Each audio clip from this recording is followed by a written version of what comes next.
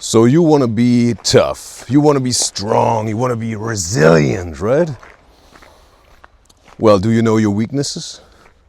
Can you be vulnerable? Well, if you answer this question with a no, then you can't really be strong or tough or resilient. Is this contradicting? At first glance, maybe. But just imagine, there are Roman soldiers and they are in their tortoise formation. And they're so strong, they can beat every enemy because they're strong and stick together. But there's the weakest link. But they don't know where the weakest link is. They don't even know that there is a weakest link. And their enemies, they will pinch and thrust and storm into this weakest link and break their whole formation. And they fall apart and all their strength is gone. Well, how does this translate into our minds as human beings? Well, if you get very vulnerable with yourself, you can find out what is the most important to you and vice versa. Because the most important things in your life are the ones that break you the easiest. A little bit scary, right? Because what is the most important to you in your life? What is it? And just imagine now that someone is turning this against you. It's taking it from you. It's trying to blackmail you with it. So if you know what is the most important for you on this way of life, you also know the point that makes you the most vulnerable. And if you really take a look at it and understand it, this very vulnerable part in your heart and your soul, oh, you can learn from it. You can learn from it big time. You have to get in contact with your vulnerable part, which doesn't mean you should, start whining and crying to everybody who is waiting at a bus stop for you and is willing to listen. And crying in public, that's not what it's about. That's more like losing control. But what about if you just listen to yourself again? Not trying to beg other people to listen to you. Just listen to this vulnerable part inside of you. Be the listener yourself and understand your vulnerable part so that it won't take over control of you, right? Because if you're trying to numb it down and look away and don't listen and not feel it, that's when your dark side is taken over. Does this make sense? You only have to get in touch with this one part inside of you that you're most uncomfortable with, right? And only if you know this part,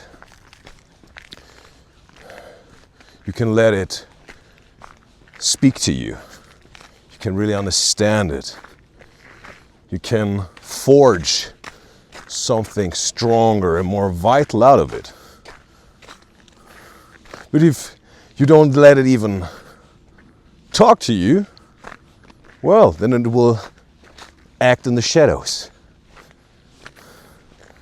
Would you rather like to know the weakest link in your system versus there being a weakest link and you don't even know there is one?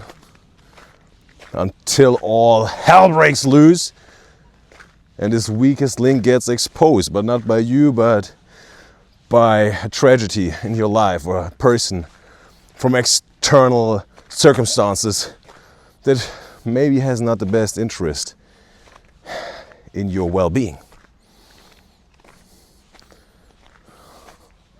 this one vulnerable part inside of you wants to talk to you. It wants to show you how you can get stronger, how you can even turn this weakness and vulnerable part in an asset that can even embrace your strength that you already have. Right? It's just this real talk you have to have with yourself. And obviously everyone tries to act up like the tough guy and I'm resilient and nothing phases me. Oh boy. But if they would just dare to take a look inside, oh, they would see some very weak spots, some vulnerability that they're not trying to hide from the world, but also from themselves. But you know what the hilarious thing is about all this covering up and faking it? That you can fake it in front of everybody in this world. You can fool everybody. Your parents, your partner, your friends, your co-workers, your kids, everyone. But